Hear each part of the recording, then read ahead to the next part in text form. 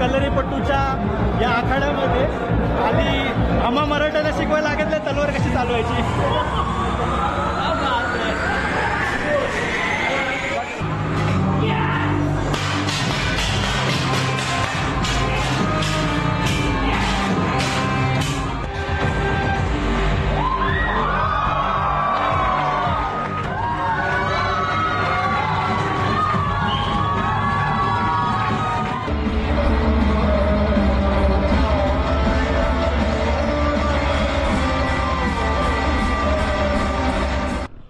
नमस्कार मित्रांनो, मी रोहित जाधव स्वागत करतो तुमच्या सर्वांचं आणखीन एका नवीन व्हिडिओमध्ये।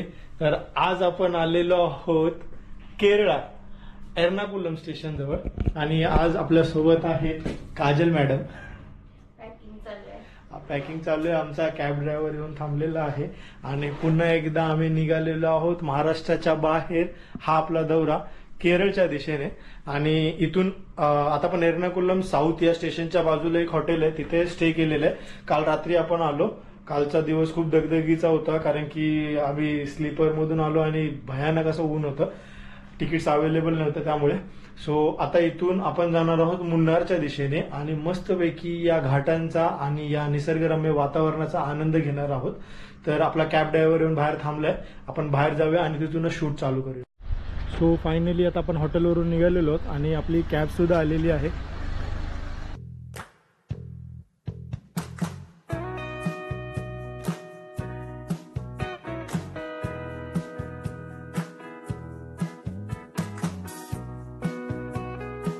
एर्नाकुलम पासून जवळपास 80 किलोमीटरचा प्रवास करून आपण आलेलो आहोत या सेम आंबोली घाटाचा जो वॉटरफॉल आहे तसाच हा काहीचा वॉटरफॉल आहे आणि हा घाट सुद्धा तसंच आहे।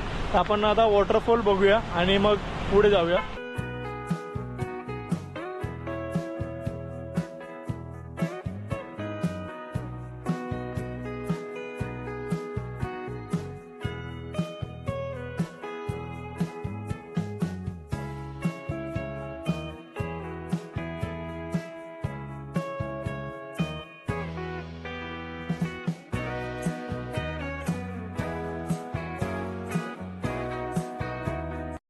आपण आंबोलीमध्ये जसा धबधबा पाहिला तसाच काहीसा धबधबा, पण हा डिसेंबर महिन्यात सुद्धा ऍक्टिव्ह आहे।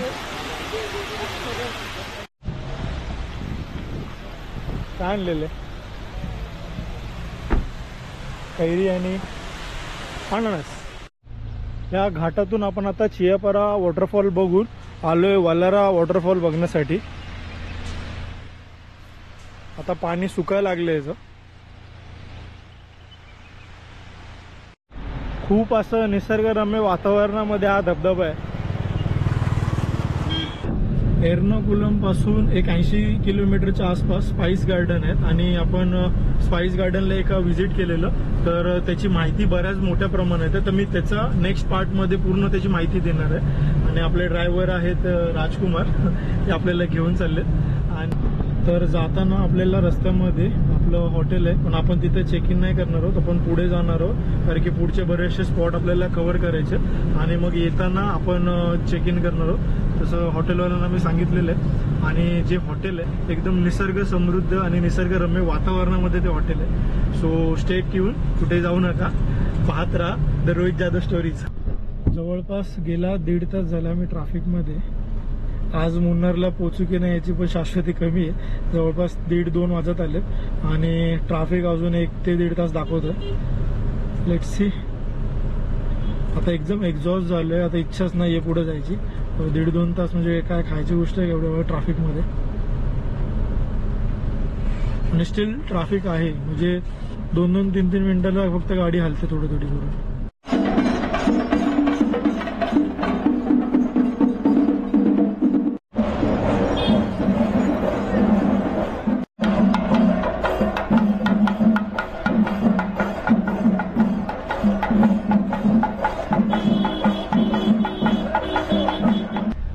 इथे केरळमधलं फेस्टिवल आपल्याला बघायला मिळालं आणि त्या फेस्टिवलमुळे जवळपास खूप मोठी रीग लागली, बघा दाखवतो।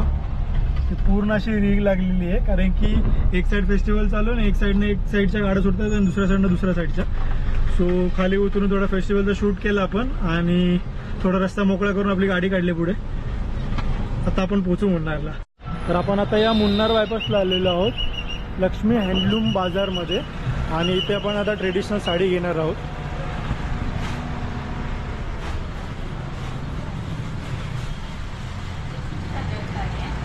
जसे महाग आहेत हे कॉटन कॉटन प्युअर कॉटन काय आहे. ओके काजल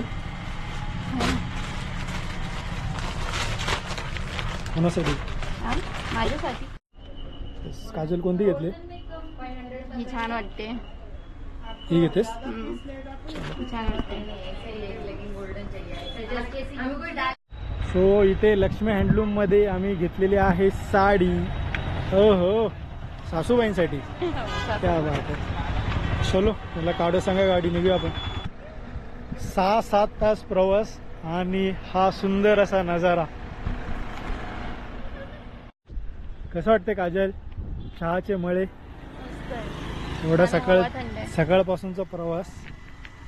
क्या बात आहे. हिरवगार एकदम. तर आता आपण आलेलो आहोत खाली या चहाच्या मळ्यांमध्ये आणि आमच्या मॅडम इथलं ट्रेडिशनल वेअर करतात आणि त्यांचे फोटो काढणार आहे. क्या बात आहे. सो इथे आल्यानंतर तुम्ही या चहाच्या मळ्यांमध्ये मस्त फोटोशूट करू शकता. तर मॅडमने आता फोटो काढलेले आहेत मस्तपैकी. आणि आता आम्ही ॲक्च्युली हार्ड कॉपी घेत नाही आहे. हार्ड कॉपी नंतर खराब होऊन जाते. सो सॉफ्ट कॉपी आम्ही मोबाईलमध्ये घेणार आहोत.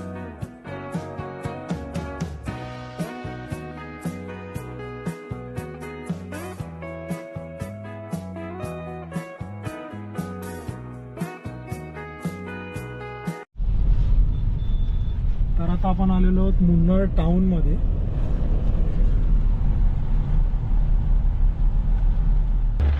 इथे केरळामध्ये इथे मुन्नारमध्ये व्हेज खायचं असेल तर 2च्या अगोदरच या. 2च्या आधीच तुम्हाला व्हेज मिळेल. नॉनव्हेज जर तुम्ही व्हेजिटेरियन असाल प्युअर तर तुमच्या इथं खूप मरण आहे आणि इथं बीफ पण मिळतं. त्यामुळे बघून हॉटेल्समध्ये खा, कारण की काही प्युअर व्हेजिटेरियन हॉटेल्स पण आहेत तिथे तुम्हाला व्हेजिटेरियन मिळेल.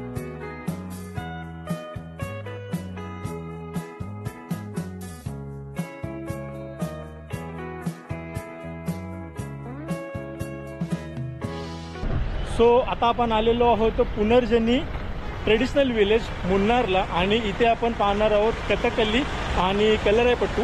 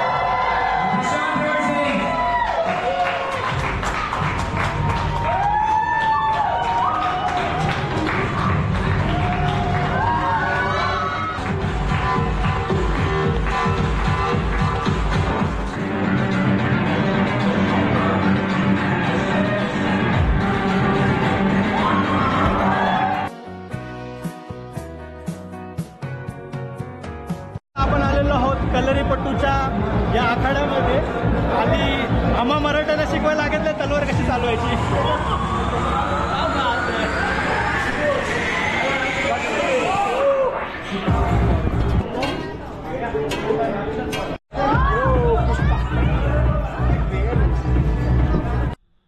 जो तो राज्य आपली संस्कृती जपत असतो तसेच काहीशी केरळने आपली संस्कृती जपलेली आहे. कथकली आणि कलरीपट्टूचे आपण आता खेळ पाहिले आणि विशेष म्हणजे कलरीपट्टू बद्दल सांगायचं असं की मी सुद्धा एक तायकोंडो प्लेअर आहे. तर जे जुडो आहे, कराटे आहेत, हे सगळे खेळ यातूनच आलेले आहेत आणि असेच काहीसे मिळते जुळते खेळ हे महाराष्ट्रामध्ये मर्दानी खेळ म्हणून खेळले जातात. कथकली बद्दल जर सांगायचं झालं तर काय ऑसम एक्सप्रेशन्स होते, काय काजल? खूप मस्त. जबरदस्त असे ऑसम एक्सप्रेशन जे बोलतात ना, तुम्ही एवढे भारी एक्सप्रेशन्स दिले आणि त्यातलं त्यात मला सगळ्यात भारी आवडला तर कृष्णाचा आणि यशोदेचा जो नटखटपणा होता कथकलीमध्ये तो.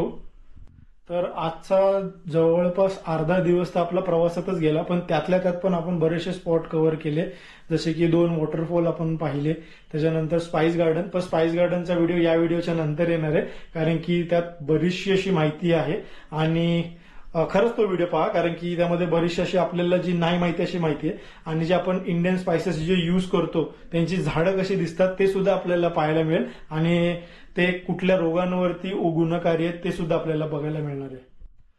चहाचे मळे आणि मुन्नार टाउन पाहिला. चहाच्या मळ्यांमध्ये आम्ही ट्रेडिशनल जे कपडे आहेत ते घालून फोटो काढले आणि आता ते इंस्टाग्रामला जाणार आहेत.